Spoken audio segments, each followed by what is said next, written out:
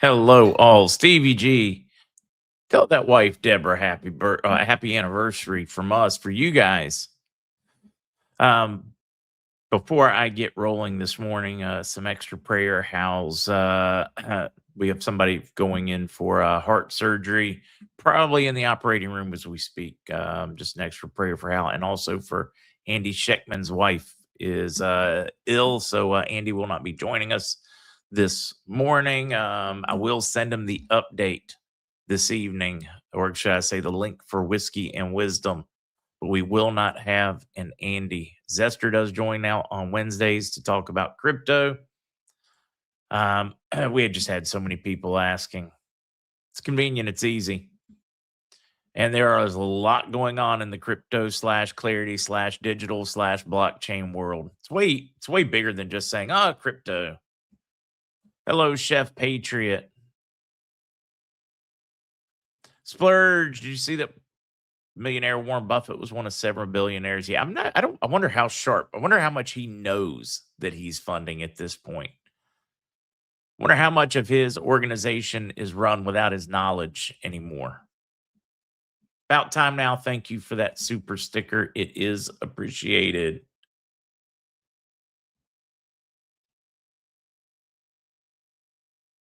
Keeping an eye on what you guys are discussing this morning, guys. Give me a just a moment. Ooh, I see.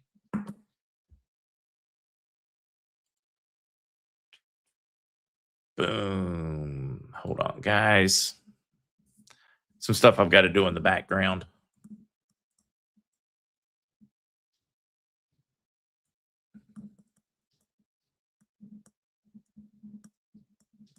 All right.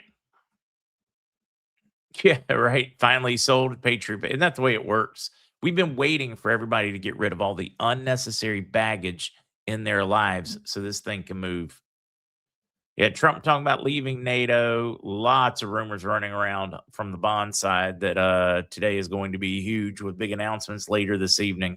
Just cross your fingers. We'll see. Trump is to address the nation at 9 p.m. tonight, 9 p.m. Eastern. Simon Dono, thank you for that super sticker. Nola Bear, happy birthday.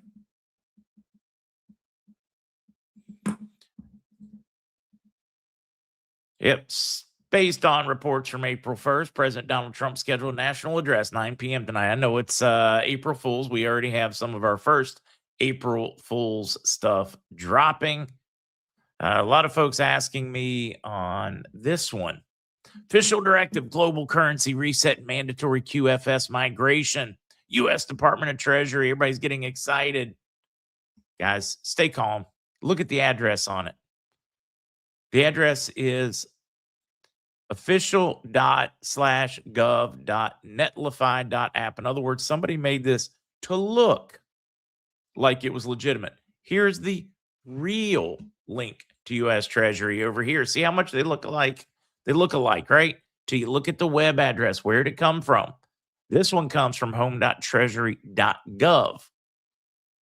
Important. This one's legitimate. This one's an AI fake to screw with your heads and your minds, to get you to jump whenever they want to get you to join a QFS. Give them the lobster address. Give them your whatever address. Do not fall for it. Hey, fairly impressive looking until you take 2 seconds to look at the web address and see if it makes any sense, whether it passes the mustard. I just wanted to do that one straight out of the gate. Yeah, there are a lot of rumors that some of Nasera drops tonight, guys, from a lot of folks. Last update from Fernando was an op. We do need to get him in maybe this month if he's prepared for it. Yeah, I do like Red Lobster. It's a guilty pleasure for me.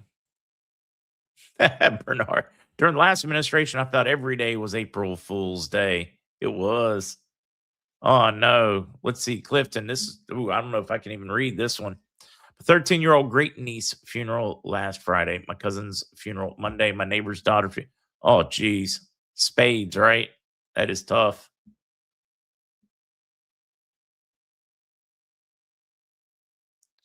Let's see. Benjamin BB stated Iran's no longer a threat. I guess they're preparing their off ramp.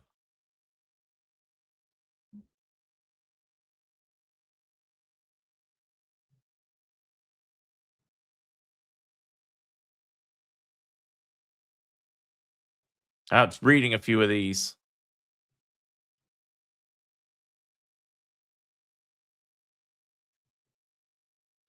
See what's going on in you all's world before we keep going in case there's something I need to be speaking on.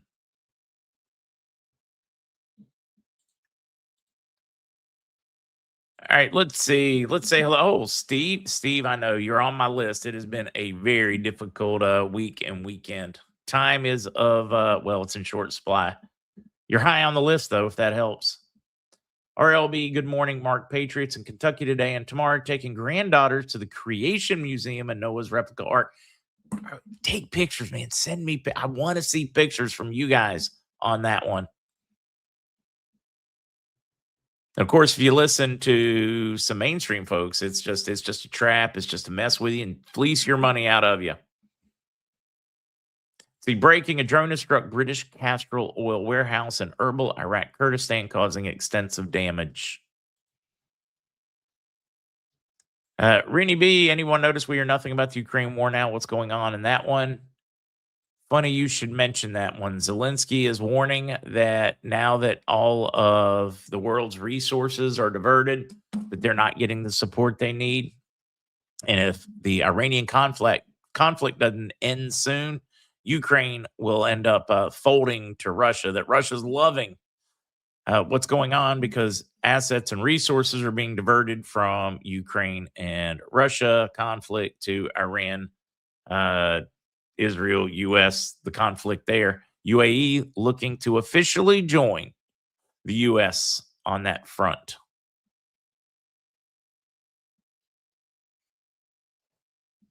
Clarence Thomas speaking Supreme Court now. It's going to be an interesting one after their decisions yesterday, which really had me scratching my head, or day before, on the gender reassignment stuff. Galen, thank you. Said the arc's amazing, worth your time to see. I am. I love it when you guys give me your update, your take on things. See him, Art. Happy April Fool's poised princess. Sherry, happy birthday. I'm a little nervous with the number of sources that believe late tonight is magical just because it's April 1st, right? I know we've been hearing things about April 2nd for so long, but it does.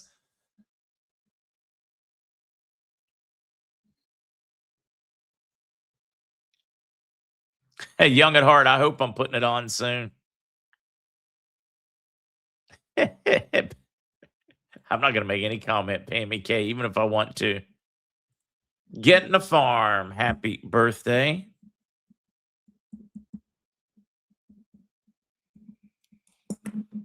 Oh yeah, no, we got to get onto it. It is too late. I need to just dive right in. I have a little bit of a late start this morning, but it is almost time to get to the news. When's the last time you actually held your investment, not checking an app, not watched a number move on a screen? I mean, physically held it in your hand. That's what I love about gold. It's real, it's tangible, and it's yours. No passwords, no logins, no 6-digit codes texted to you for access. In a simple world that's getting more digital, more abstract, more complicated, gold is simple. That's why we're seeing massive shift into precious metals as everything moves to the cloud. People are starting to value what they can actually hold. There's something powerful about that because real ownership is becoming rare. If you want to see what it looks like for you, just go ahead and check out MarkZgold.com or at Noble Gold Investments. And right now, all new qualified accounts receive a free 10th ounce American Gold Eagle as a thank you.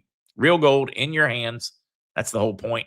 Noble Gold makes it simple. You choose what fits your budget, coins, bars, whatever makes sense, and it ships straight to your door, fully insured. Again, you can find them at MarkZgold.com or NobleGoldInvestments.com. Let's get into some news. Yeah, Daniel, I am told unless you've spent hundreds, 100 grand or more, roughly, you don't need a receipt for your currencies. If you've got it, great. They realize that this thing has been 20, 30 years and a lot of receipts faded, gone, lost, moved, etc. They're realistic. Just ask yourself if you need a receipt from your $100 bill when you go to spend it or you take it to the bank. Think about that one. Do you need a receipt for your cash when you put it in? They may ask you some questions, but you don't need a receipt. I've been told that over and over and over repeatedly by folks in the banking industry on this front. No bond. Well, yeah, we already gave the bond update. I shouldn't say no bond update. And that was simply that we have a number of bond folks that are, they believe we kick off in full force at some point today. Some of them are telling me that we kicked off last night. Some are telling me it kicks off at midnight tonight. That's the chatter. What's real, we should know by tomorrow morning. Franco saying, Mark, in all, actually, it's first day of the year by papal decrees in the year 1582. Most of the world did not follow, and they started calling them fools. Is that where Fool's Day came from? I don't know where it originated from.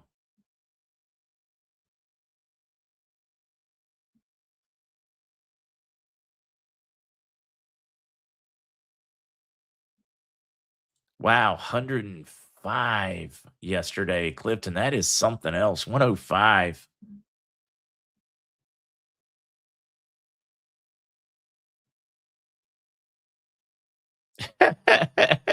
Dave.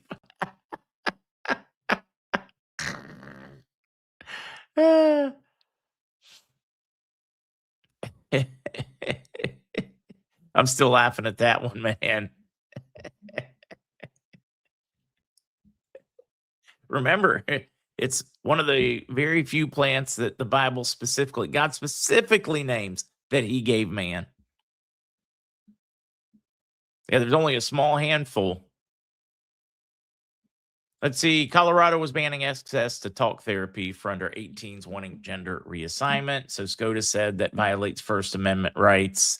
That one is going to be a slippery one for them. If that violates First Amendment rights, what else violates First Amendment rights? I understand loosely why they made that decision. The only one voting against it was Katanya Brown, surprisingly, on that one. But it does open a dangerous thing because let's just talk, right? It's freedom of talk. We have the freedom to talk to each other over those things because it's a talk therapy. What else is going to be legal? Because it's just talk. It's freedom of speech. Guess that means could absolutely create an entire new PSYOP world and it would still be legal. There is going to need a lot of clarification. I'm going to need to read the decision on that one because when at face, I do not fully understand why they made the decision the way they made the decision. It doesn't make logical sense. I might be missing something though. That is wild. Yes, they called the people fools back in the day who knew the truth, and today they call the conspiracy theorists realists. Kirby, it is good to see you in the house.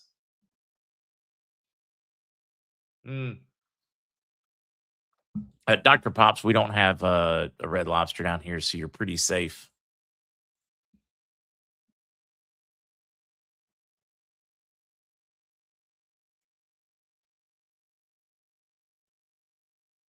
Yes, the band was on talking them out of it. Mom, the producer, I know exactly. Now they'll be able to talk them into it. Sammy, Happy New Year. Happy New Year. Twins' birthday today, Andrew and Alexis.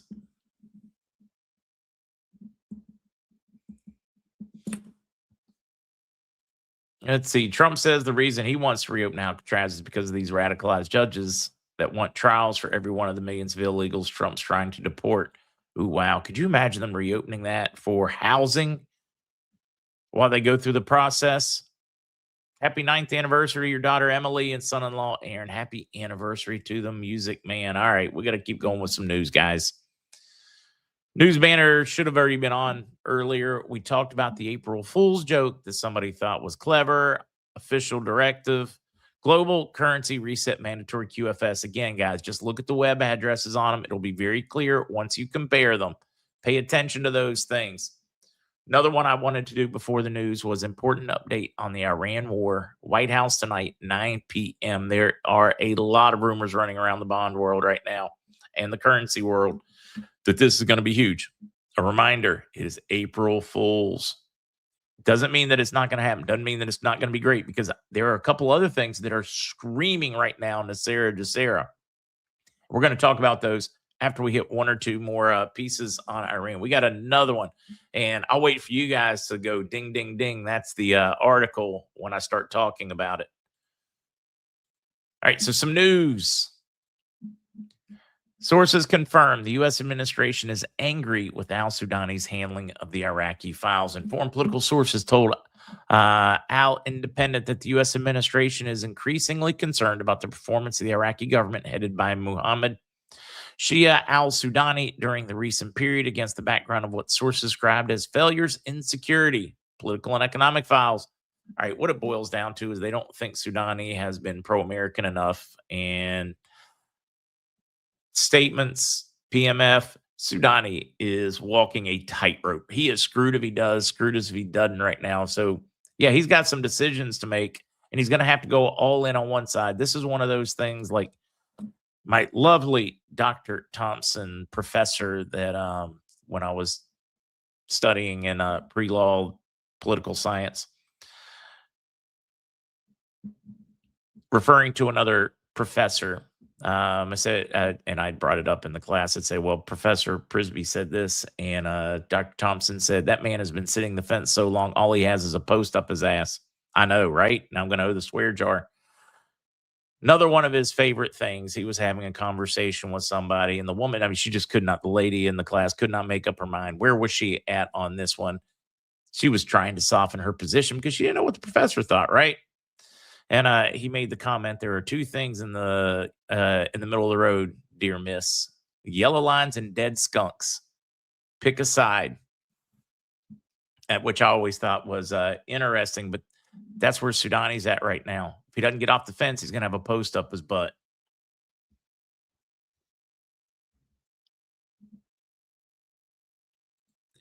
You know, Bernard, you bring up an interesting point, Zamco.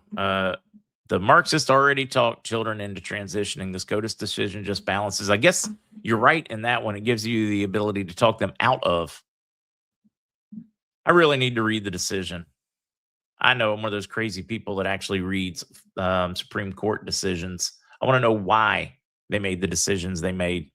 Maritime traffic continues at Iraqi ports. Iraq wants us to know they're still open for business. Yes, things are a little uncertain, but they are still plugging forward. This is to calm the people and to let them know they don't need to be worried about food shortages, etc. Things are still flowing.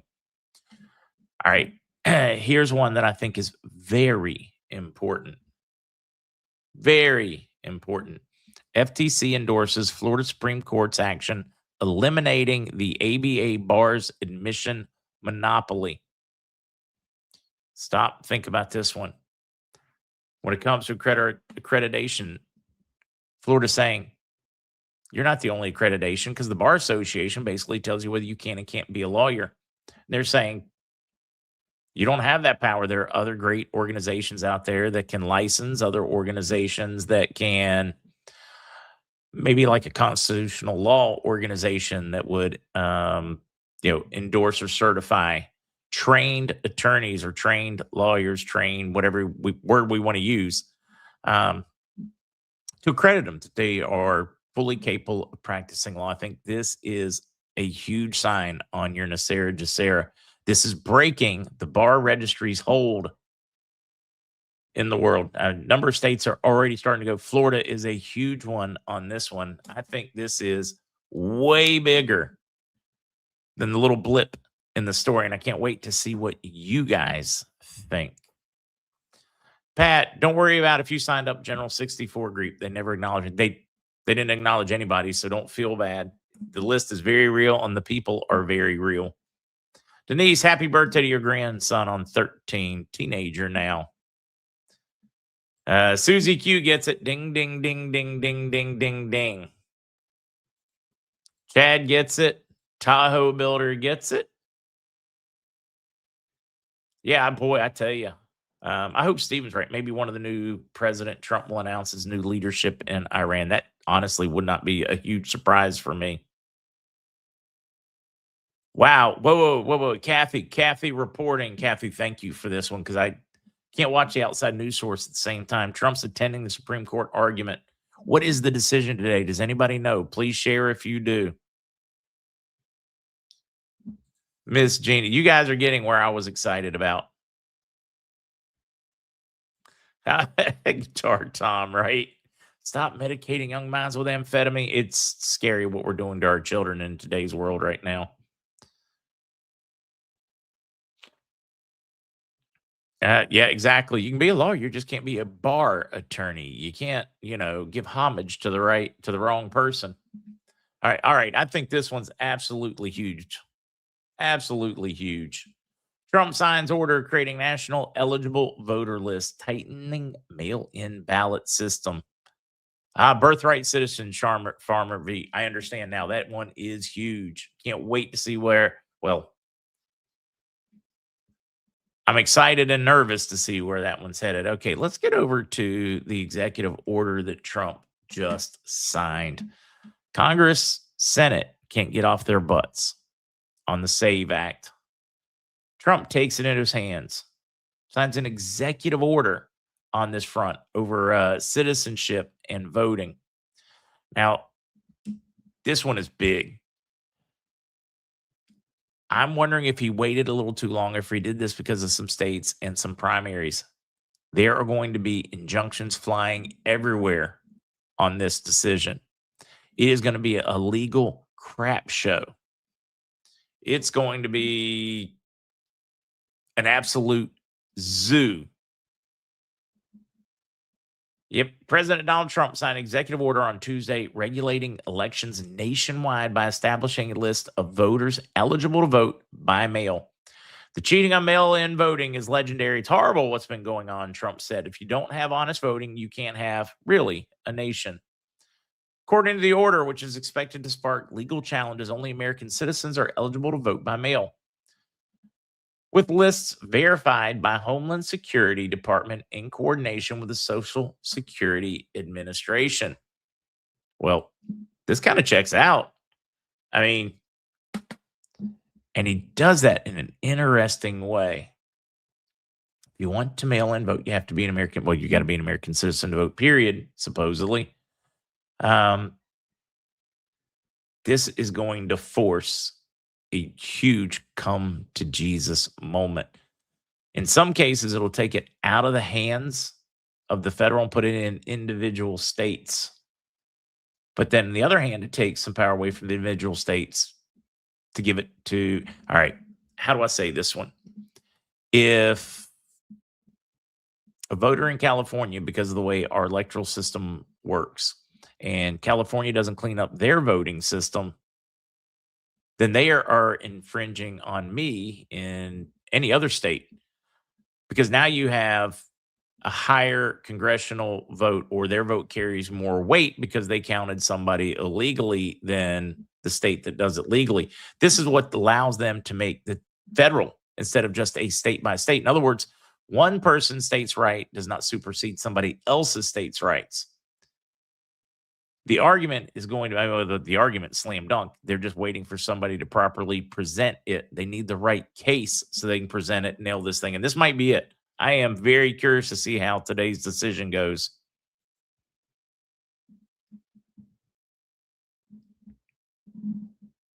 I'm reading some of these. That's it. Bill and Linda, isn't that covered by the voter bill on Congress now? Yes. The problem is Congress continues to stall, Thune, fighting within our own Republican Party. It is a bit of a mess. So Trump's forcing the issue. I told you guys that I was informed during the transition period, meaning the transition period from the election in 2020 for Trump and him taking off, 2024, him taking office. Part of the transition team told me that he would force these legal conversations and discussions to clarify law, that was their game plan, was to do that so that they could get clear, so the people would know, the world would know. So we had a very clear set of rules and operating procedures. And that's exactly what they're doing. I mean, they told me they were going to do it. They've been doing it left and right with no fear. They know there's going to be legal challenges. They welcome them because it helps establish a precedence that all states have to follow.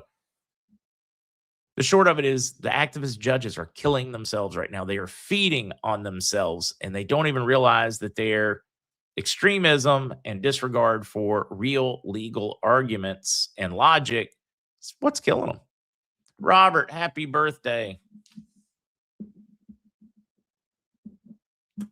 Marco Rubio, wait, break.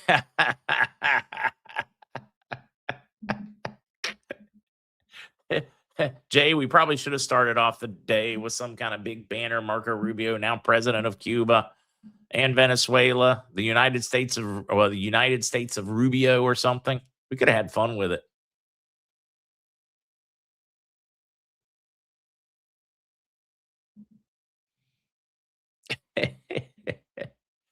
Because I don't know. Some people have claimed there was a plan, no midterms. Nobody ever told me of that plan, but there's a crap ton of rumors about plans out there. What's real? That's the question. That's the part that you have to keep an open mind and be prepared to be totally wrong. You know, we need to redefine the abilities of Congress.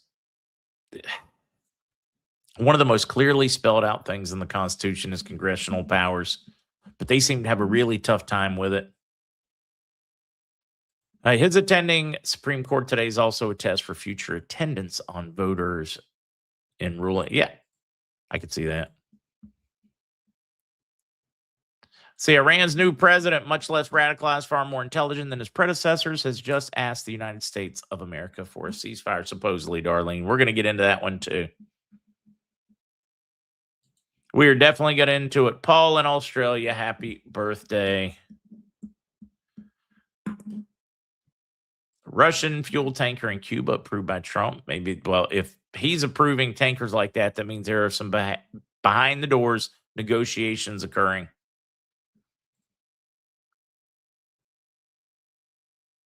Hadn't really looked at any yachts, Frank. Really. I don't know. I'm afraid yachts a little too high profile. I think I'm going to stick to my little dinghy or my bass boat or my pontoon boat. Term limits would be nice. You can only oral arguments today. SCOTUS published opinion comes later. I really, on some of these, I want to know what they're thinking.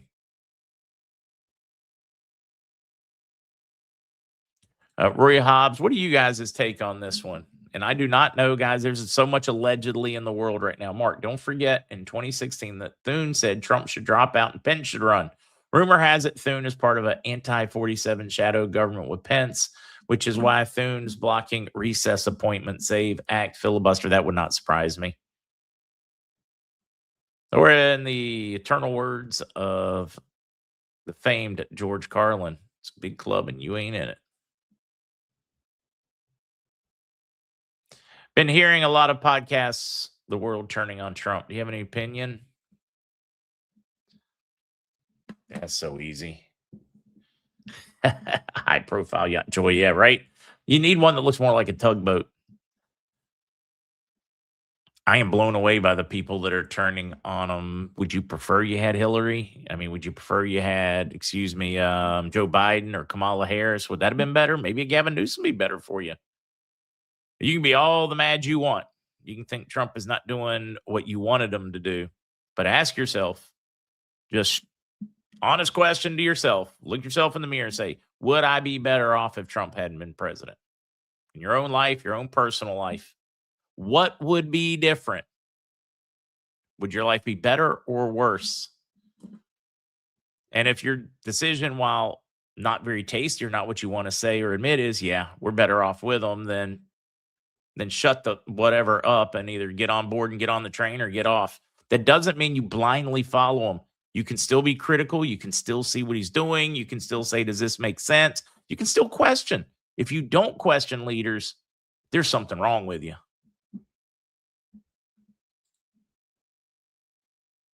Our Constitution would be crap if Hillary got in. Kamala Harris, I mean, come on, would you have a border?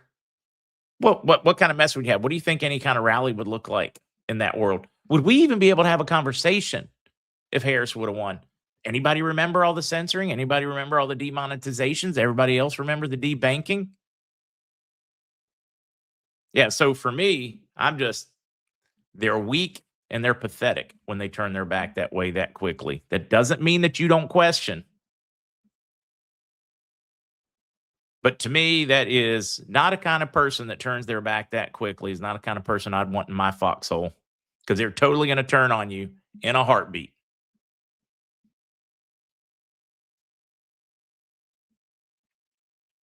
That's it. Businessman. It just operates different. And he drives me nuts, guys. He drives me absolutely nuts sometimes, because I do not. When it comes for me in negotiations, I'm a firm believer that you come out and say, hey, look, we can handle this two ways. Take, for instance, selling a car. I can tell you the actual price that I want and I'm going to take. Or if you just need the circle jerk of convincing yourself you got a good deal, I can price it thousands higher, and then we can negotiate down to the price that I'm willing to take. See, that's for me. Trump is more the art of war, the art of the deal. Read his book. Anybody out there that's confused on this one, just read his book. It'll explain exactly how he works and why he operates the way he does. It's not even, I mean, it is so simple. Your answer is right there in the book. He wrote it for you, or he kind of probably dictated it to somebody else. But he tells you exactly. He creates chaos. He throws out something way more than he wants to get what he wants. He likes the deal. To me, it's an annoying necessity when you have to go through those hoops.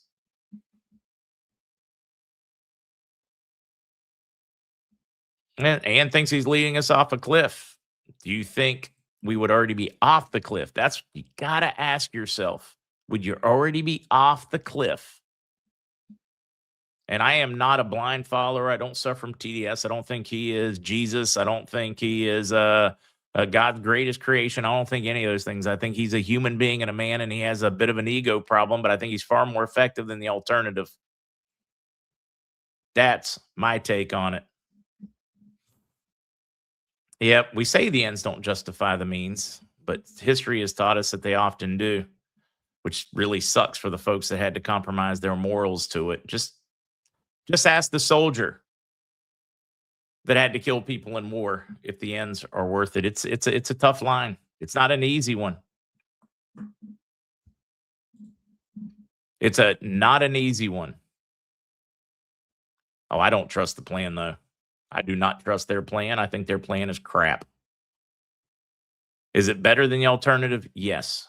Not the plan I would have come up with. So I guess that's my take on it. Everybody wants me to either say that I hate them or say that I love them, and I am absolutely in between. Just kind of like the history books. Study Patton. 80% of the people that ever met him and spent time around thought he was an obnoxious ass. But he was the right man at the right time to get the job done.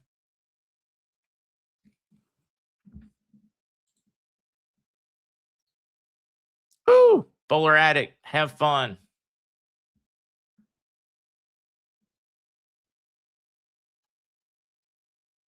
Oh, so wait, yeah, all right. Artemis rocket, a further from Earth than man has ever gone, supposedly. Chicken flockers is what they're claiming. Artemis, after a solar flare last night, quite a big coronal event, is supposed to be headed to the moon or around the moon, not to land on, but physically put human beings orbiting the moon. It's kind of fun to watch all the social media. I'm waiting for somebody to have the memes where it runs into the firmament and things like that. It's I get a kick out of all the back and forth. Oh yeah, we still have to dive through the whole, well, aliens are coming tonight too. Tim Fu, it is going to be interesting.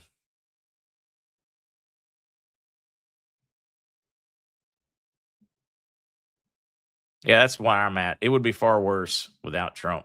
Then again, I think we could be in a far better place as well. So it's a tough one. I don't mean with Harris. That was a crap show. Come on. That wasn't democracy. That wasn't representative government. That wasn't a republic. That was nothing. That was a farce. Anybody here? Can you tell me how many votes Kamala Harris got to run for president? To lead the Democratic ticket? How many votes in the primary did she get for that position? Democrat, they cannot claim in any way that they approach fair and free representative elections. It's a joke. They didn't have one. Nobody got elected to represent them.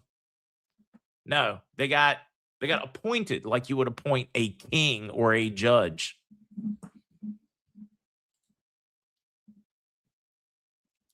Yeah, all right. We got to keep going. I got Zester hanging in the background, and I've still got stories to get through. All right. Oil unimpressed as Trump says Iran asks for ceasefires, threatens blasting them back to the Stone Age if the strait is unopened.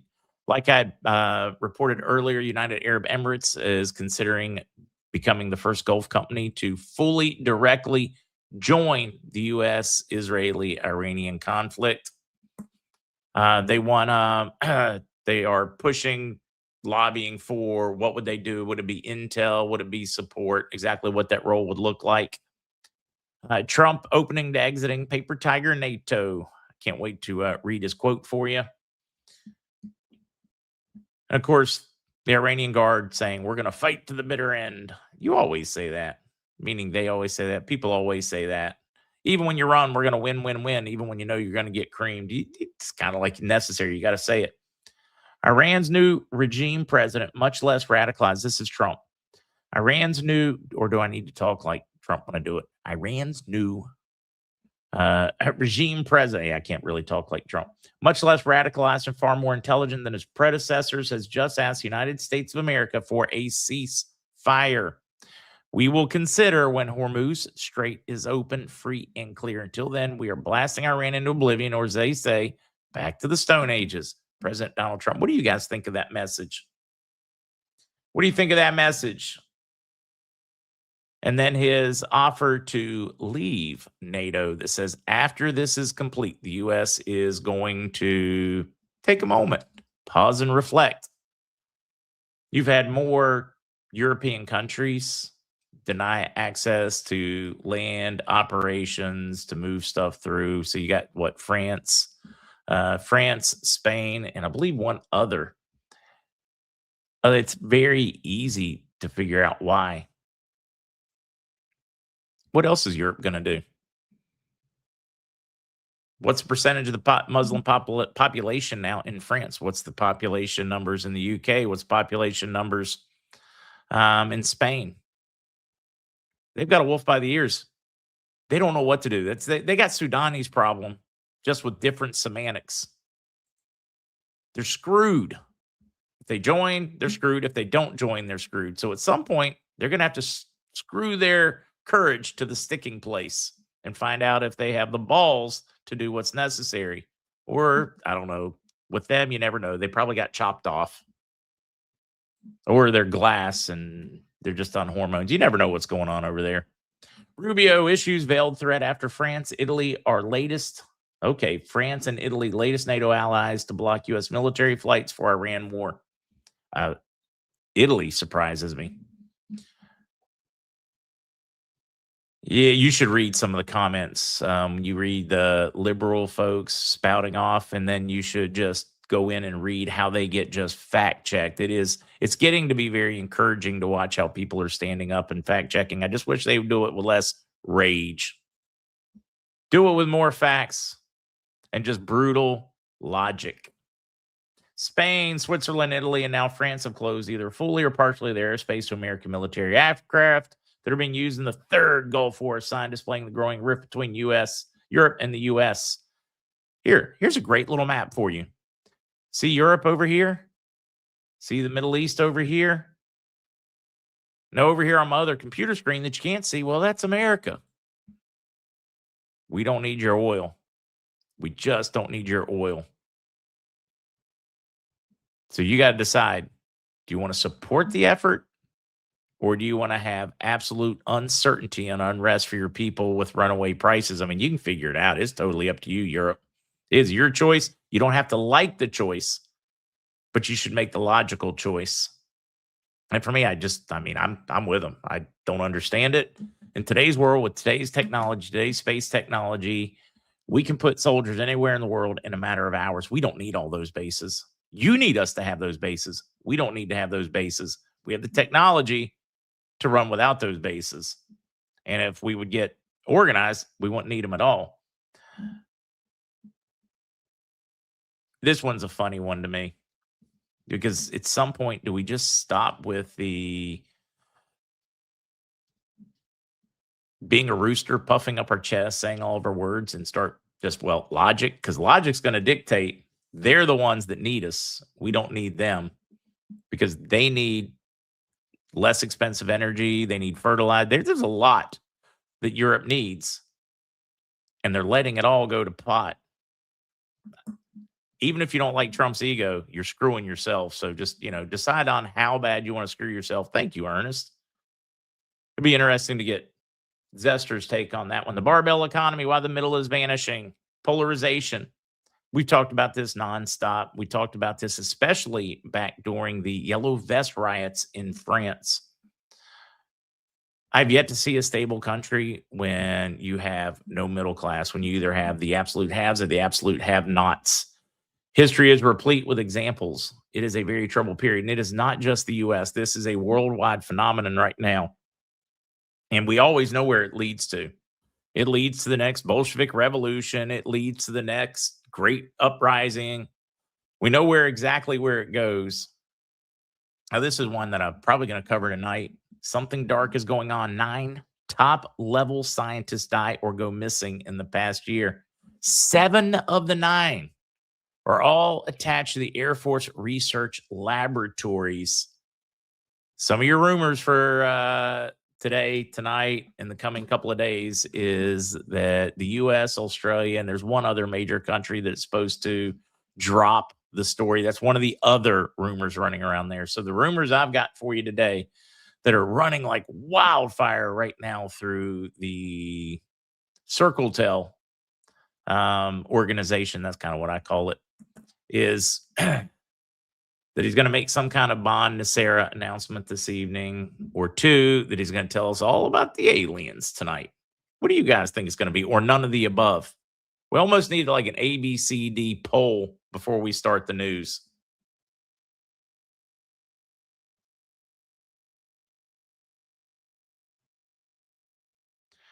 Yeah, and I can't find any law that would say that was accurate, but I have certainly heard those rumors as well. Yeah. Jemanuel, this one's an interesting, because I have people that know him personally, and they say that his ego is not nearly as big as he plays, that he kind of like a good ringleader in the circus. He knows how to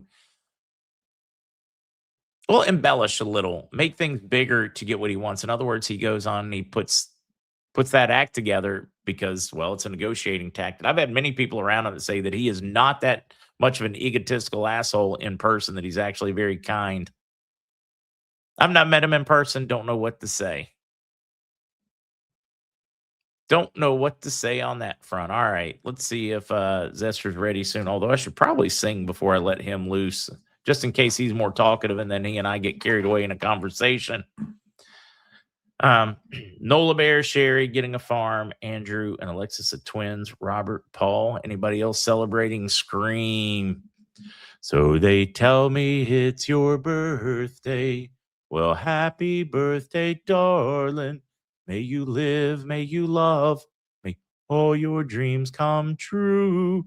Happy birthday, happy birthday, happy birthday to you. To all those celebrating. My voice is definitely a little struggling. What's the word I'm looking for? A little raspy today. Yeah, music, that's kind of what I was looking for. Those 3 NATO leaders of 3 nations giving nationwide speeches tonight. Something's going on. Question is what is going on? Hey, how's it going, Pops? And good morning, everybody. Good morning. So, how big of trouble am I in on my Trump comments? Well, I jumped in early because I was trying to save you from the swear jar. I was like, Bob's going to be eating ramen for the next 2 months if I don't jump in early today. I had to have it last night because of the swear jar. Oh well. Exactly. No, I was. I tried to jump in early just on account of that one, but I it is tough to see all of the things being said out there, but I don't let it shake my faith in where we're heading when it comes down to it. And I think it makes a lot of sense that we would be getting a lot of opposition right now. There'd be a lot of opinions. There's a lot of questionable things going on. It makes sense to be questioning what's currently happening. I think it would be irresponsible not to question everything we're saying, whether it's Yeah. pro-Trump, negative Trump, pro-war, what on all fronts right now. Yep. Before I forget, Patriot, you don't need anything extra to cash in a gifted currency. When it's time for revaluation, banks send out emails. It's going to be all over the internet. You won't be able to miss it. And then you just share that information with them. A lot of people worried. Mm-hmm. I know, and there's so much going on. I mean, look, Sunday, for the first time in hundreds of years, Latin Patriarch was denied access to the Holy Sepulchre for Palm Sunday. There's so many things going on around the world on all kinds of different fronts. We live in very much trying times, but I think still, when it comes down to it, that the path that Trump has set us on was essentially we didn't have many options, and he picked probably the most courageous of the options, maybe the riskiest of them as well, but they have the highest potential rewards for the world, though the most potential of avoiding major conflicts in the coming decades. Right, wrong, or indifferent on that Right, one. wrong, Yeah. indifferent. And it always amazes me how much a lot of folks with TDS get into. Well, he's mean. He's not nice. Have you seen what he said? What are we talking about? That logic makes absolutely no sense. If you took that logic to the mechanic shop, you're gonna have a really hard time finding somebody who's capable of taking good care of your car. If you apply that to dentistry, you're gonna be not getting your teeth fixed because of some really silly things. It doesn't make a lot of sense that folks choose to use some of the metrics that they do on Trump, considering what we elected him to do. We elected him to crack eggs. And then people get upset when he's up there cracking eggs. Yeah, that's a good point because we did. 99% of the people who voted for him voted because he's this way and he cracks eggs. Now suddenly they want something different than what they voted for. Yeah. No. We got him there, and then we asked the zebra to change his stripes. It doesn't make sense. And that really doesn't make much sense. No, he's not doing everything I wanted him to do, but he's doing a heck of a lot more than any president in the last 30 years. Mm-hmm. And I would say, just because you were talking about it, and it was very, very interesting, because the second that I heard that news that Trump was planning on attending the oral arguments at the Supreme Court on birthright citizenship, it is a historical precedent. No U.S. president has ever attended oral arguments for a Supreme Court decision in ever. It is the first time ever. And that had always been kind of an established precedent that was designed as a separation of power. That goes very, very far back to founding fathers not attending some of these different decisions and the oral arguments, I mean. And so that is what's got a lot of folks up in flames. Of course, from the left, they're going and hitting directly at, that he's breaking precedent that's designed to create a separation of power between the judicial branch and the executive branch. Trump being there is going to influence the arguments, essentially being there. Yeah, unfortunately for them, they lost their moral high ground when they had protests in front of the judges' houses. Mm-hmm. No, and so that one it's interesting. I think, though, that it makes a lot of sense that he would be there, considering the gravity of these oral arguments, and also considering he is a part of the case. It is Trump versus. And so I think it's going to be a very interesting one. It's going to give the left a lot of fodder, though, for the day. They are absolutely going to be trying to create a narrative of of him attempting to influence the judicial branch. JB, if I have enough of a, if I'm not just dragging with my eyes hitting the desk, I will stay for Trump's supposed to speak and give an update on the Iranian conflict at 9 p.m. tonight. Whiskey and Wisdom supposed to end at 9 p.m. Asking if we'll stay on. Tentatively, I'll probably stay on and watch it because I want to watch it anyways. Now, if he does a typical Trump and he says 9 and he's going to get there at 10:30, then no. I'll be asleep and I'll watch it tomorrow. I would also say I noticed a few folks asking about a reporter from, I believe, originally from Wisconsin that was kidnapped in Iraq. I am glad you said that. I forgot to mention that one. That's part of Trump being absolutely unimpressed with Soudani is they're taking our journalists off the streets. Yeah. Yep. No, and so that is Shelley Kittleson. Is still, according to the best, most up-to-date knowledge I can find, she has still not been located. Suspected to have been kidnapped by an Iranian-backed Iraqi armed group. Exactly why they don't want the PMF there. And she is a freelance journalist that has spent a large portion of her career in the Middle East. Whew, brave lady. That's what I thought. The second I, especially they're sitting with the foot, I'm like, you are a very, very brave lady to be going around a lot of these countries, holding very powerful men in these countries accountable. Yeah, definitely. Let's see. But for those that are waiting, though, we're not going to get a decision from the Supreme Court anytime soon on this one. Oral arguments will be held, and then a written answer from the Supreme Court will eventually be provided in regards to their decision. And so just as a heads up for those that might be hoping we get some kind of decision on birthright citizenship today, that would not be how that typically works, unfortunately. And it's a very interesting discussion because it's tough.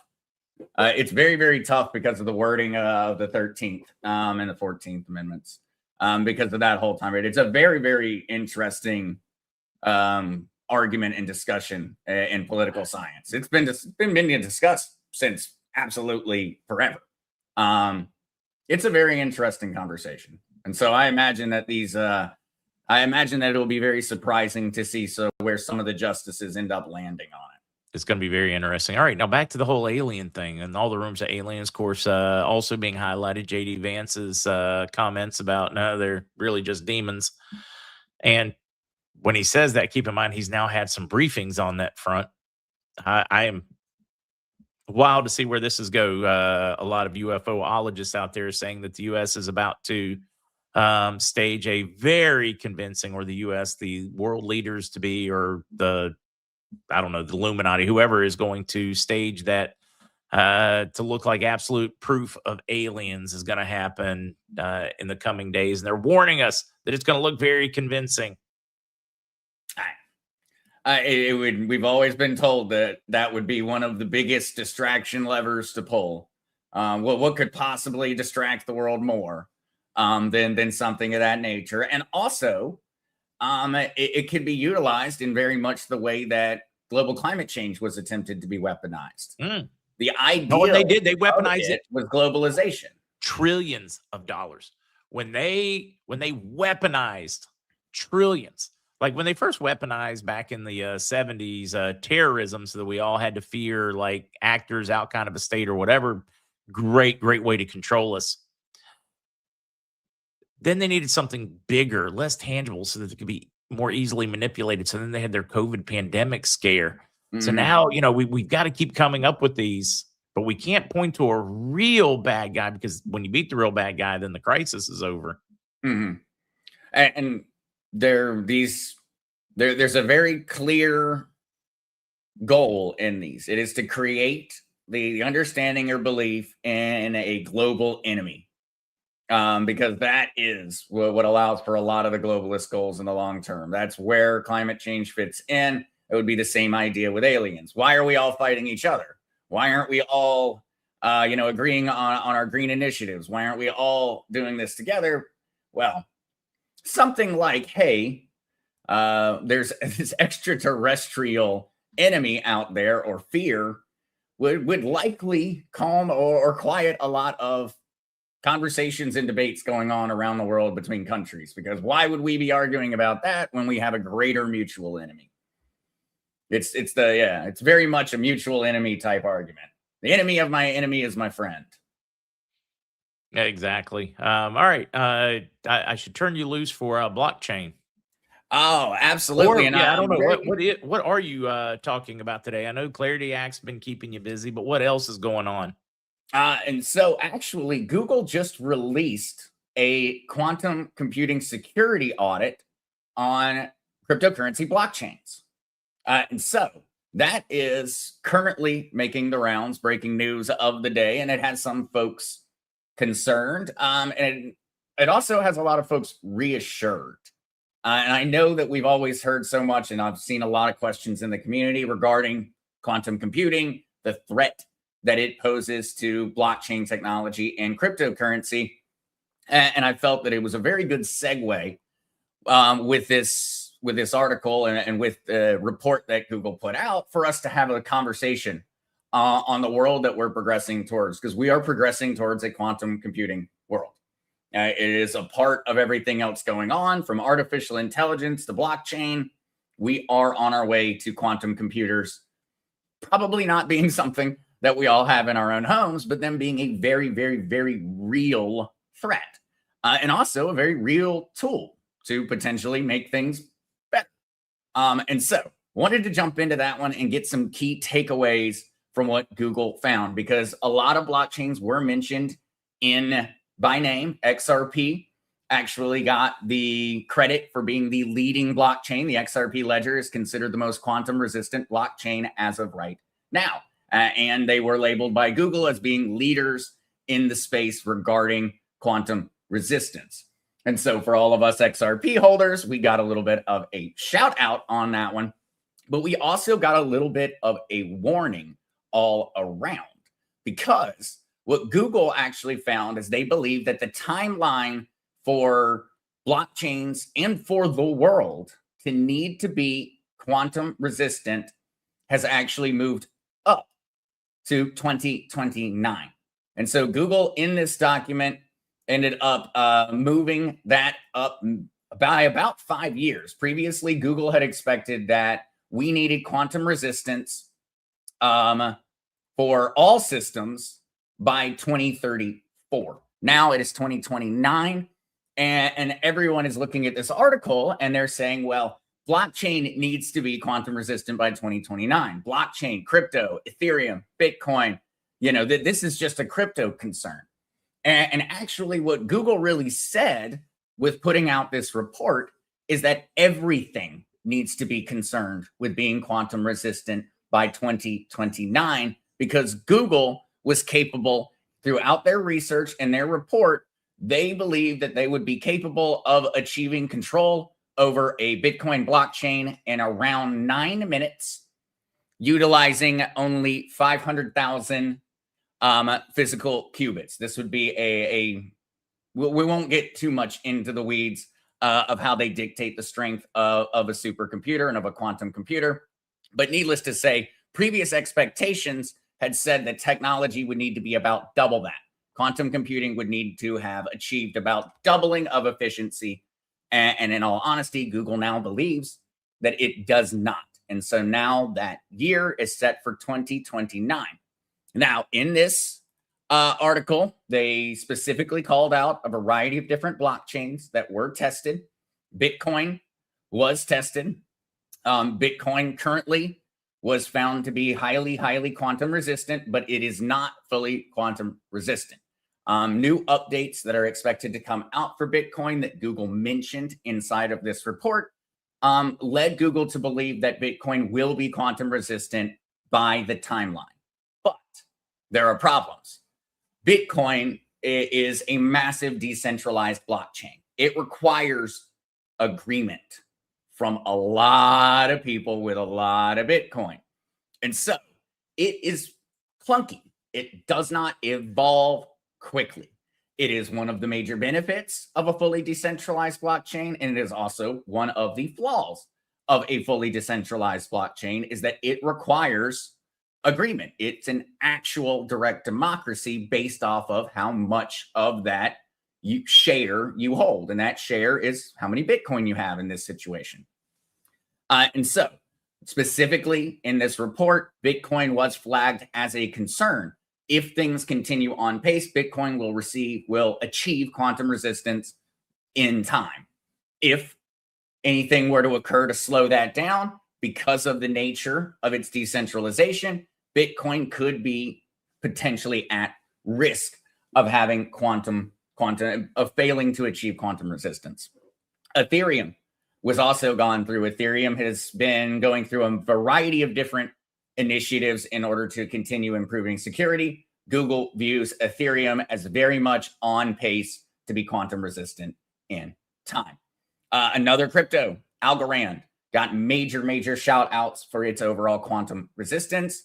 And of course, as I mentioned at the beginning, XRP Ledger itself was actually labeled by name at this Google report as being the leader in the space. And one major reason behind that is that not only is XRP Ledger already highly quantum resistant, but it is a centralized blockchain. It can push an update.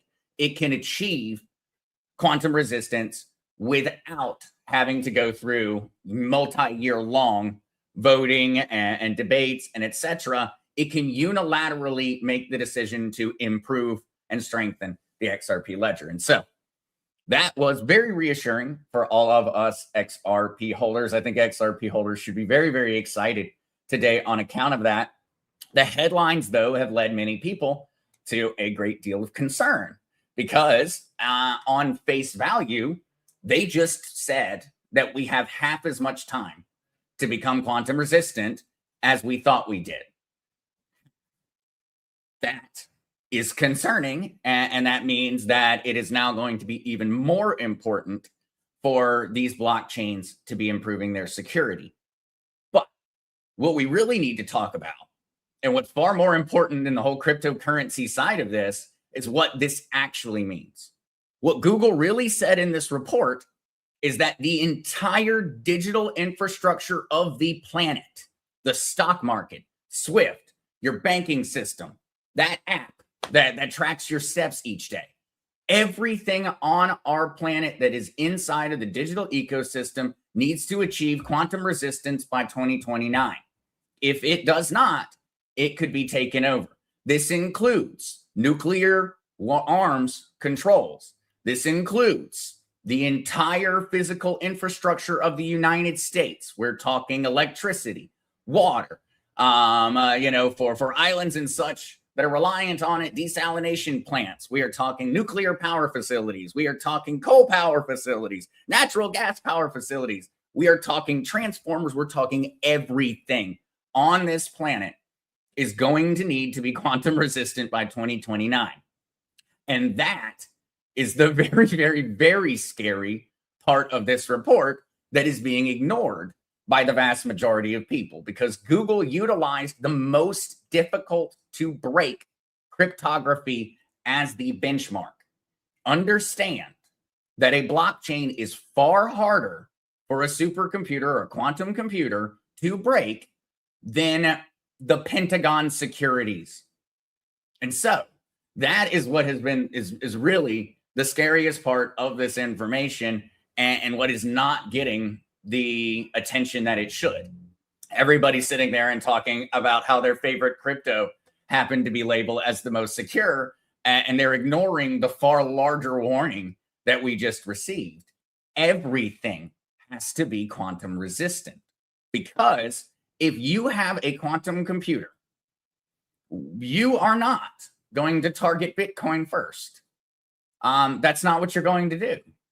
Why would you do that? You could much more easily just take every single Bitcoin wallet out there that has lower security. You could claim all that Bitcoin.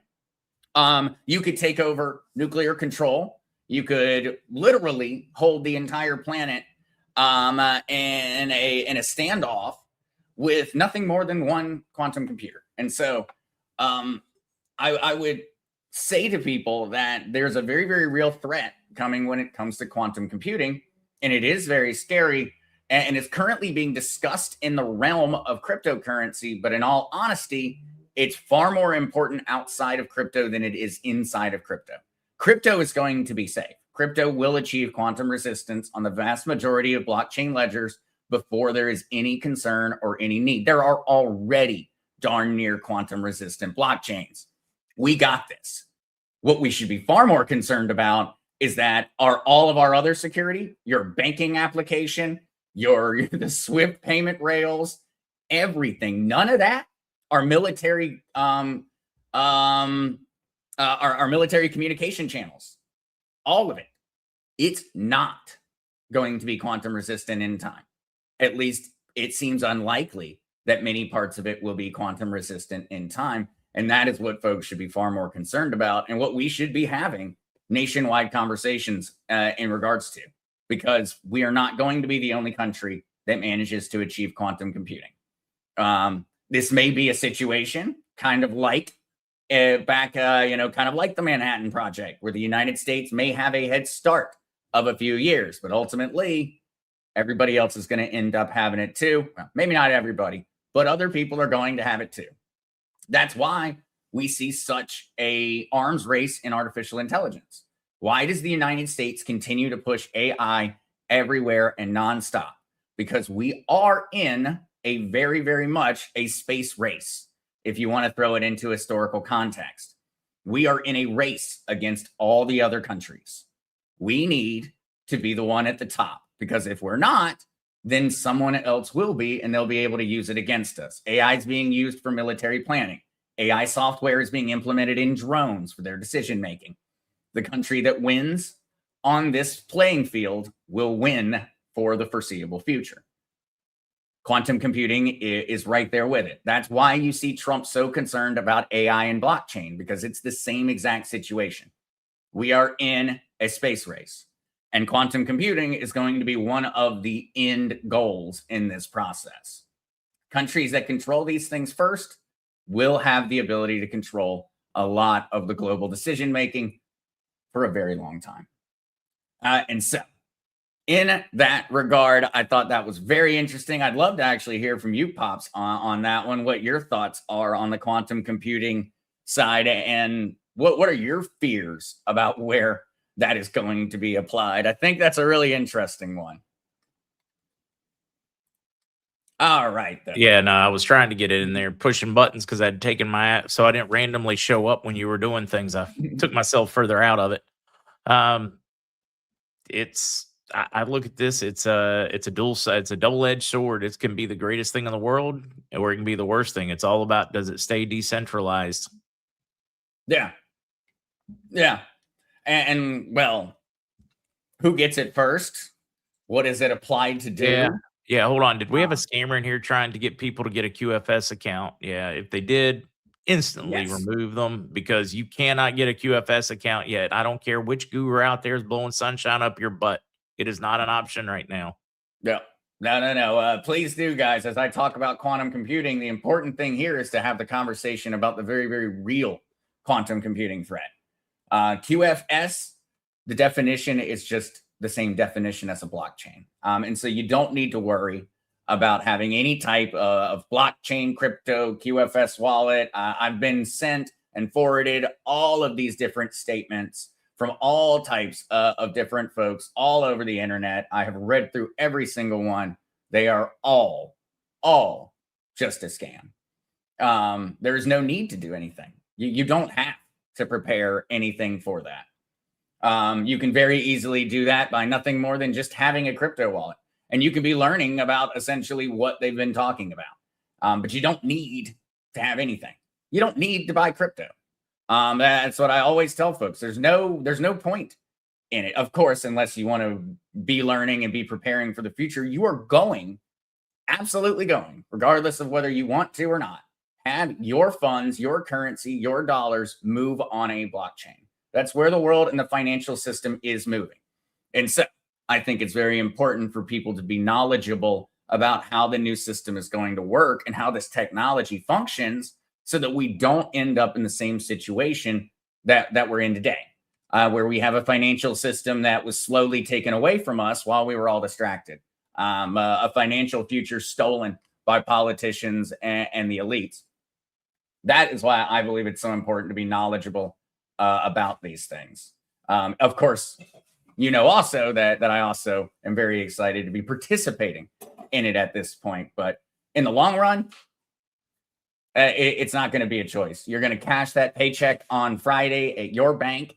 Everything is going to look normal, but you're going to have gotten a check written from a bank account at Bank of America. You're going to bank at Wells Fargo, and that money is going to pop from Bank of America to Wells Fargo via a blockchain ledger. For you, the world will continue to seem very much the way that it was, but the actual underlying technology, the backbone, will have changed.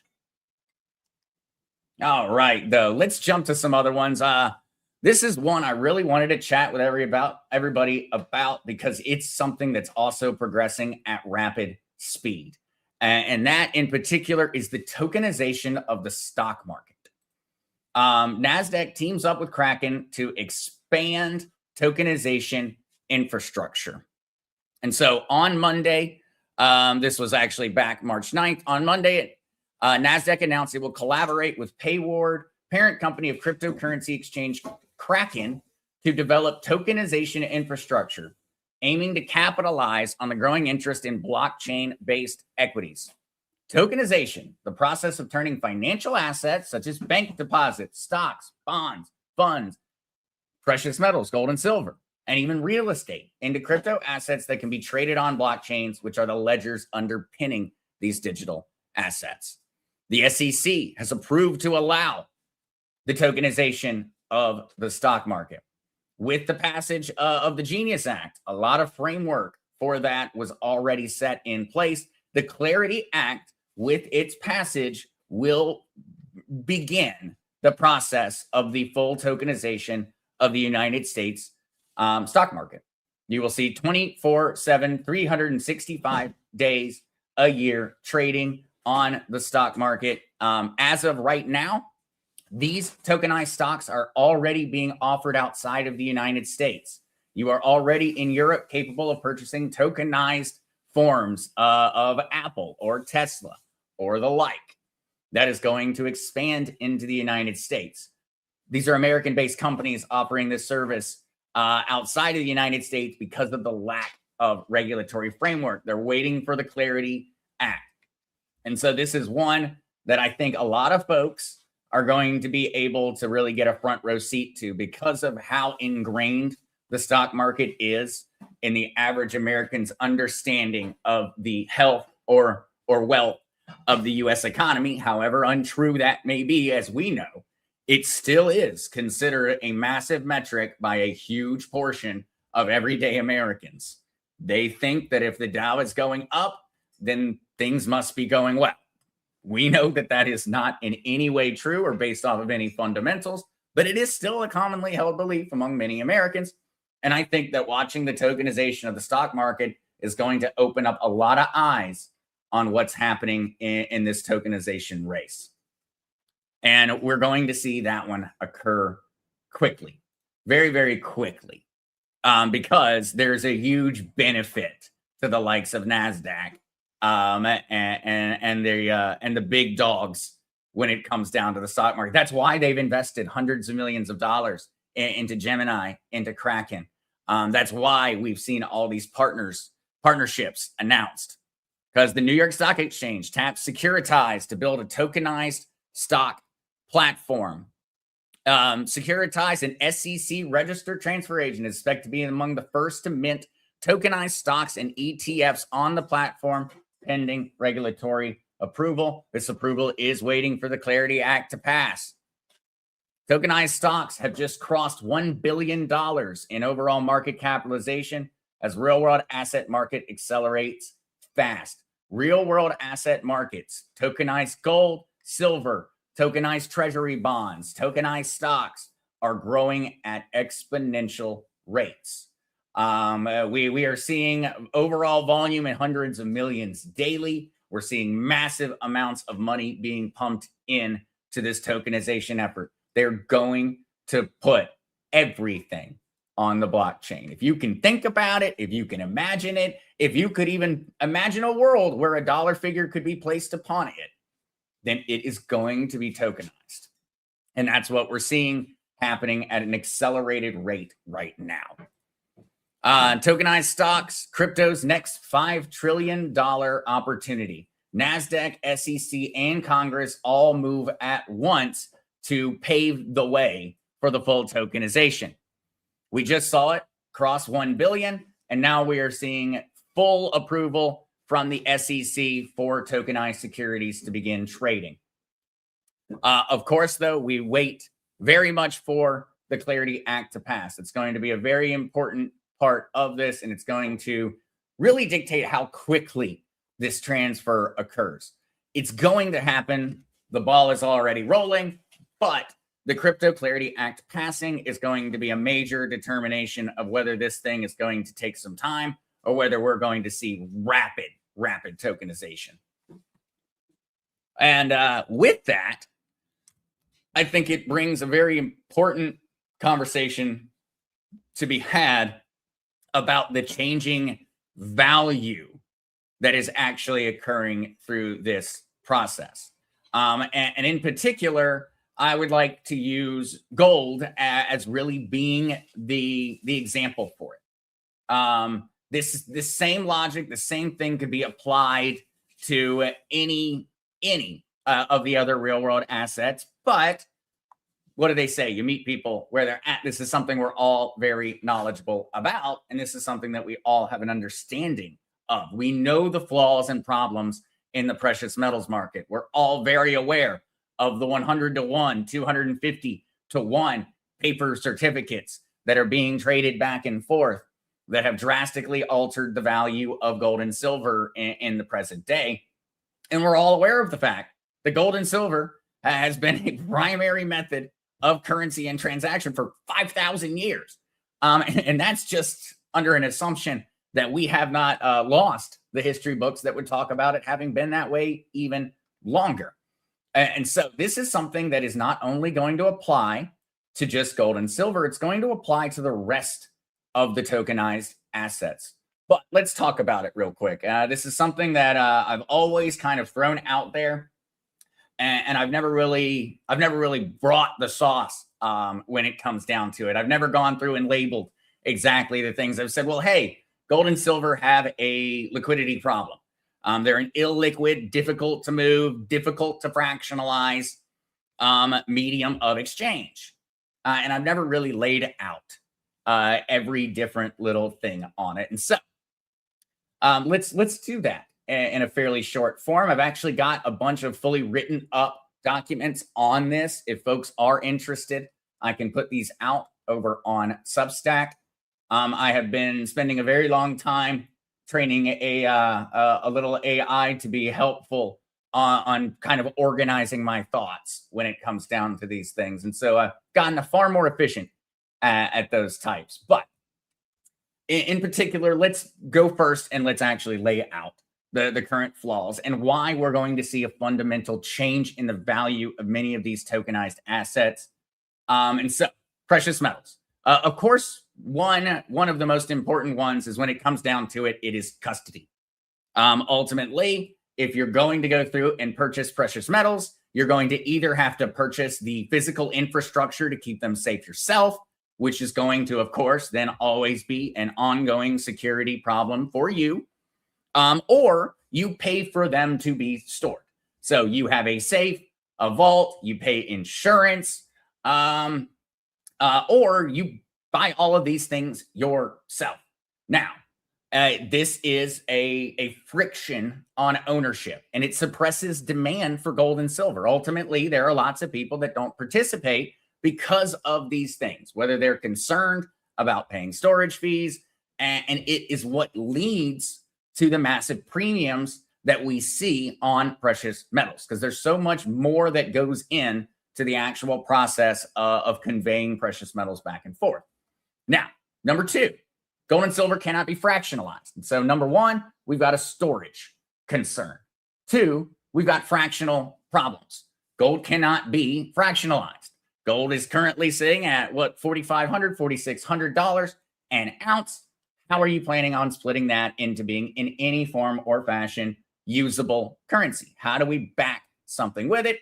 Unless we end up going back to very much a similar deal to what we had going on prior to the early 1970s. But even that comes with some flaws. Now, there are billions of people worldwide that have been locked out of the ability to participate in gold and silver. How? By nothing more than the overall denominations.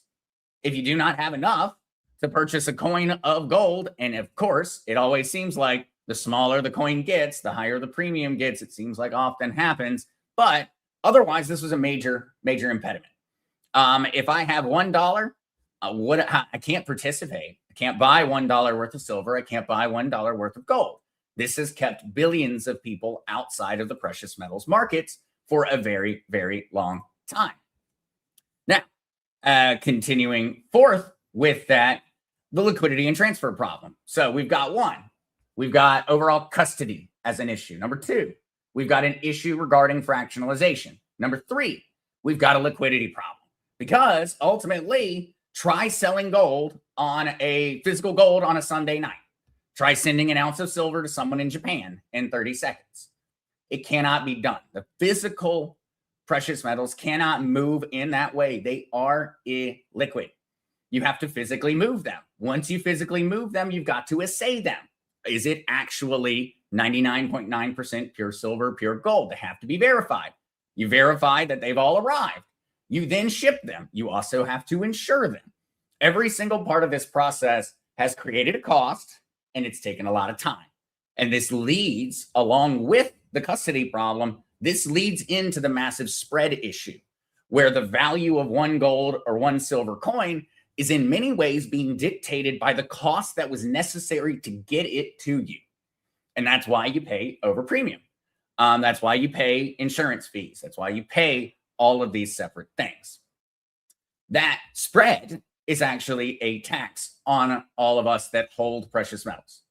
Now, moving forward, that would have been our third little problem. We've got fourth, the paper market manipulation problem, and we're all very, very aware of how that has been going. We don't know whether it's 100 to 1, 250 to 1. Should gold be $50,000? Should it be $100,000? We don't know because we don't know how much of the gold and silver that is circulating is actually real. And that is something that we do have a massive solution for with the move to tokenization, but it's a problem that is just not going to be fixed. And remember, JP Morgan was caught with their hands in the cookie jar on this one. We know it is very, very real. We know that there is fake gold, and we know that there is fake silver circulating, and we know that it's messing up the value that we see when we look at the value of our gold and silver. We know that JP Morgan paid $920 million in a fine for just that back in 2020. Now, even further, the geographic restriction problem. Gold is heavy. It's regulated across borders. In some countries, it's more accessible than others.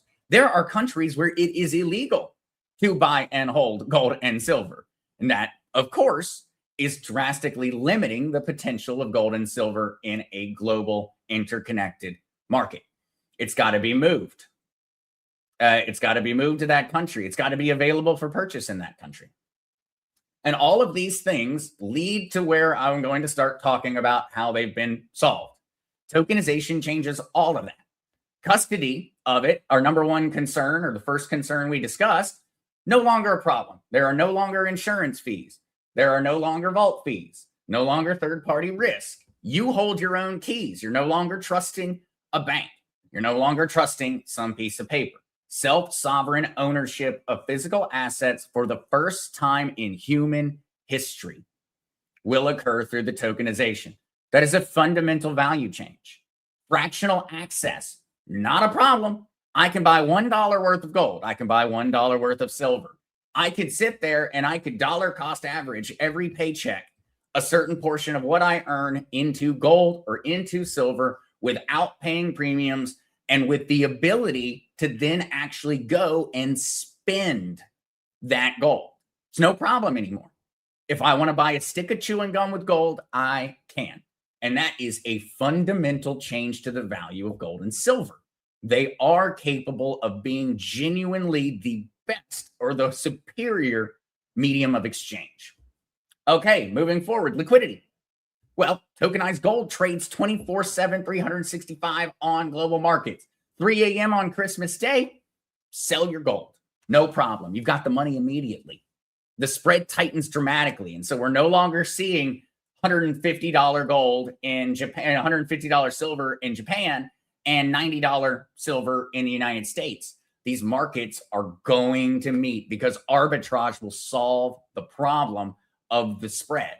It will become competitively priced when it comes down to it, and it will be dictated by the global market. There will still be, most likely, a focus on, of course, the larger economies, which will control more of the gold and silver and precious metals, but it will mean that people across the world will have access to gold liquidity and silver liquidity like that. Verification. So, do we have fake gold? Do we have fake silver? Is it tungsten filled in the middle? No longer a problem. Every token is backed by one-to-one audited physical gold with on-chain proof of reserves. And so now the assayer of gold and silver is the blockchain. It's that easy. You immediately know whether your gold and silver is valid, whether it is good. We don't need to go through this lengthy process of moving it and everything else. So easy to go. And what this also allows is, so Pax Gold, as an example, a tokenized gold that's currently offered, lets you redeem your tokens for physical gold bars if you so choose. And so you can get in and out of this system. You can tokenize and you can untokenize. You could buy your gold fully token. You could just not buy physical gold. You could buy it, keep stacking up until you get one whole Pax Gold, one full gold ounce. And then you could be like, hey, I'd like to hold on to that gold ounce. Actually, I'm going to put it in the safe. We've not been taken away. We've been given the freedom to make the decisions on what we want to do with our own assets. And of course, price discovery. The entire liquidity problem is gone. We no longer have paper gold and paper silver because the blockchain would immediately call that out. It is, remember, it is the assayer. It is guaranteeing these things. And so now we no longer have the issue of concern over paper gold and paper silver. You can't naked short a token that requires on-chain proof of reserves. You cannot short something that is fundamentally backed. You can't do it. And so this immediately ends the entire conversation about the JP Morgans and these banks continuing to dilute the value of our precious metals through all of their financial shenanigans. It's no longer a problem, no longer an issue. In regards to moving, borderless movement is no longer a problem. I could send $10 million worth of gold if I had it. I hope someday to have it. I could send that gold to anyone on the planet at a moment's notice. No customs, no declarations, no cargo planes, no armed guards, just a wallet address. Gold will become truly global and truly portable for the first time since people carried coins in their pockets.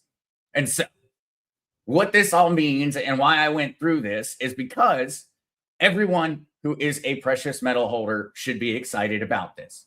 It does not mean you need to go out and tokenize your gold and silver.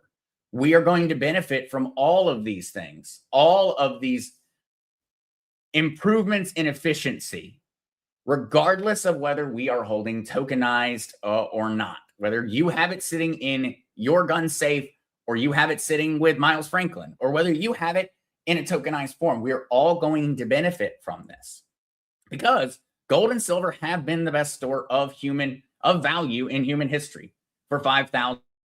We've got 5,000 years of history to prove that to be a fact, but their physical form has always held them back. We have seen this limitation in the Roman Empire, where coin clipping became extremely, extremely prominent, and every emperor, one after another, would continue to dilute the value of their actual coins. And we've had paper markets in the modern sense be used in the same way. They've taken over price discovery. They've manipulated to suppress the value. Tokenization does not replace gold. It liberates gold. It takes a 5,000-year-old store of value and gives it the properties of a 21st century asset. We are taking the catapult and making it modern. This is fractional ownership, instant global liquidity, 24/7 markets, transparent reserves, and self-sovereign custody.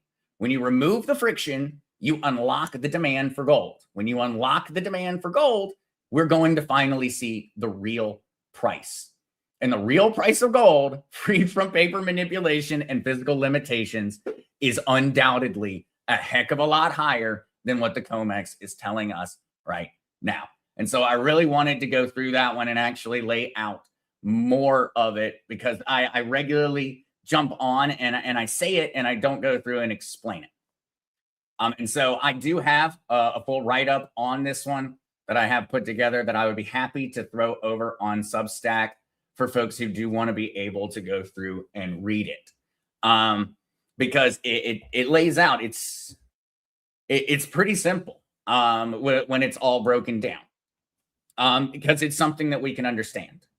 It's something we can very, very much understand. We've dealt with it. We've lived it. We've experienced it.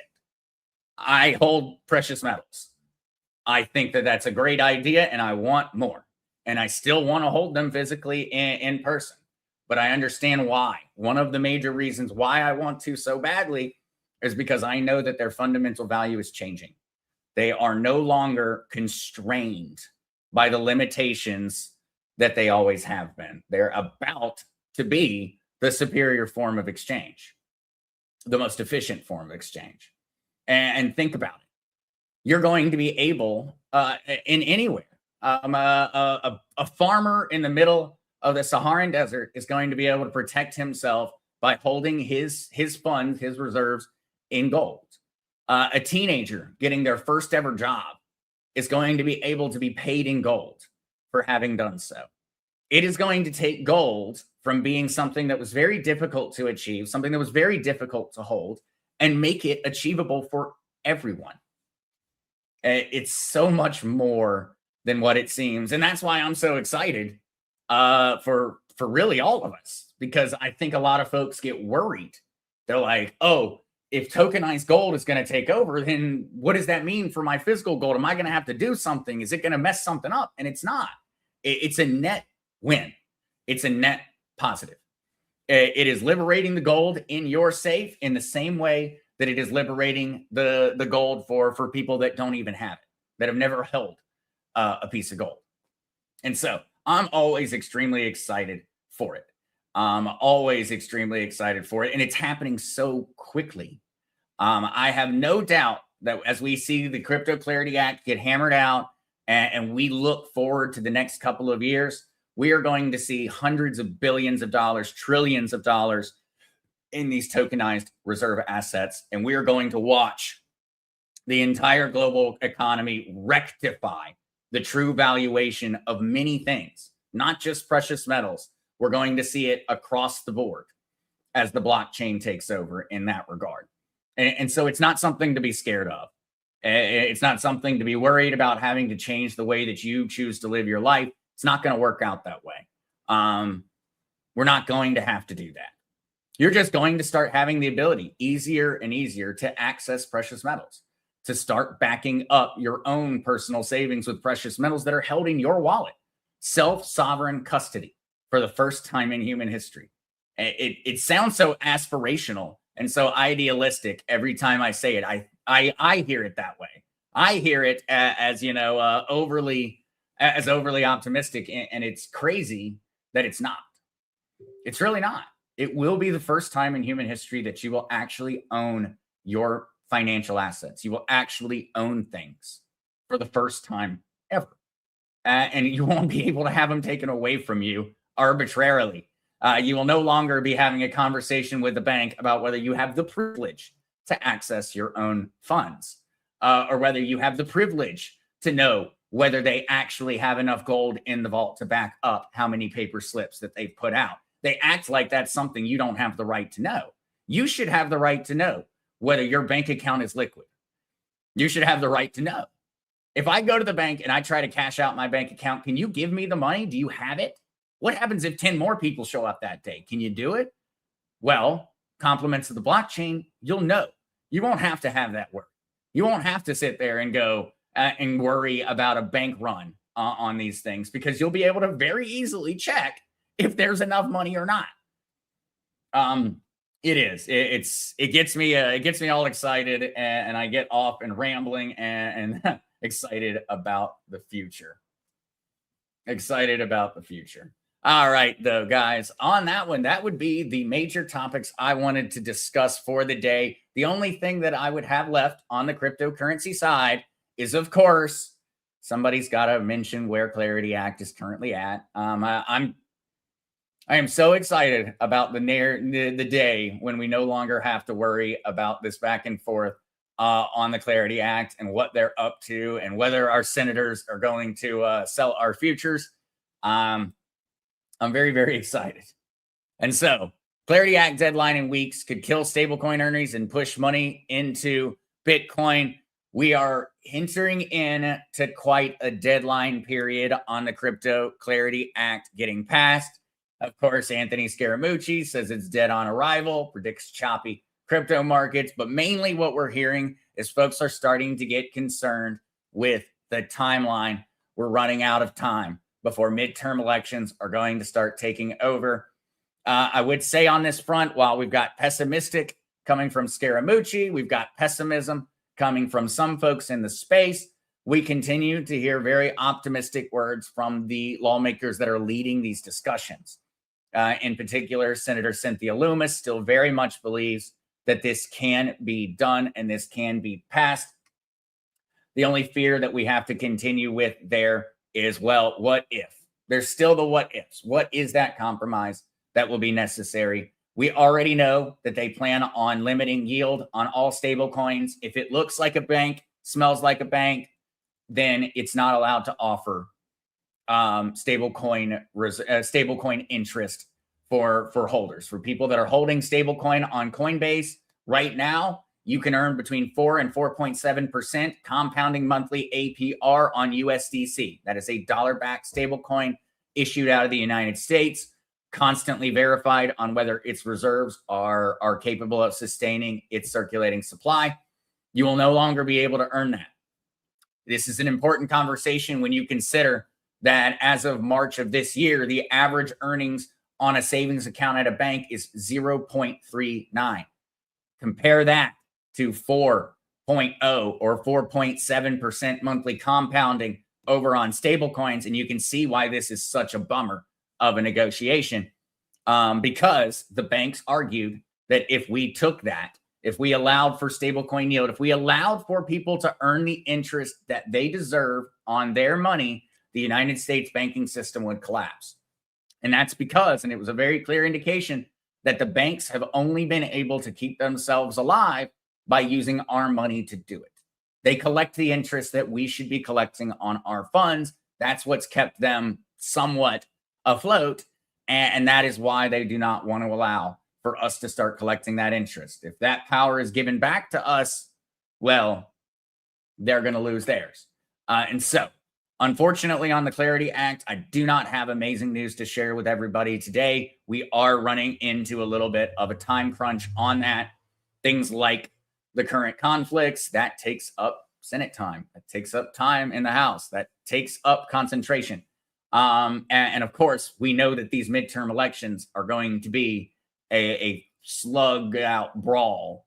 And undoubtedly, we're going to have delays on that one. And so we really do need to see a lot of movement on the Crypto Clarity Act in Q2 of this year. We don't really have any time after it.